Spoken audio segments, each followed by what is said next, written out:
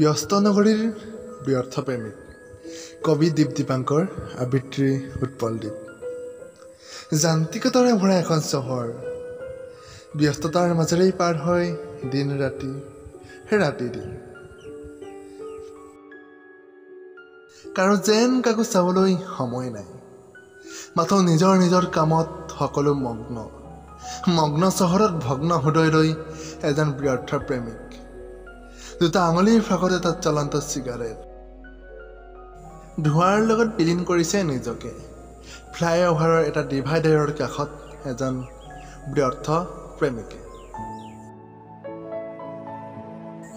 আজিৰ পৰা প্ৰায় 2 বছৰৰ আগতে আমাৰ প্ৰথম চিনাকি নাম ঠিকনা প্ৰেমৰ প্ৰস্তাৱ এক্সচেঞ্জ মোবাইল নম্বৰ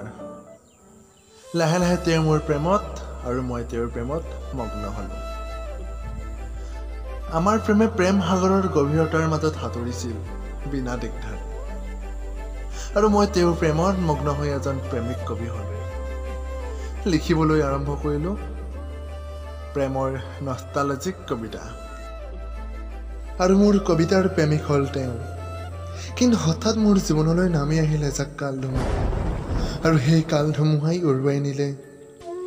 তেওঁক মোৰ পৰা বহু দূৰ দূৰণিলৈ কাহানিও ঘূৰি আহিব নোৱাৰা অচিন দেশলৈ সকলো শেষ হৈ গ'ল মোৰ আশা মোৰ ভৰসা মাথো ৰৈ গ'ল মোৰ মনত কিছু স্মৃতি কিছু বেদনা তেওঁৰ লগত পাৰ কৰা কিছু নষ্টালজিক সময় অতীতৰ স্মৃতিবোৰ পাহৰাৰ ৰাগীত জ্বলন্ত চিগাৰেটৰ টুকুৰা আৰু হাতত তুলি ল'লোঁ বিলাসী সুৰা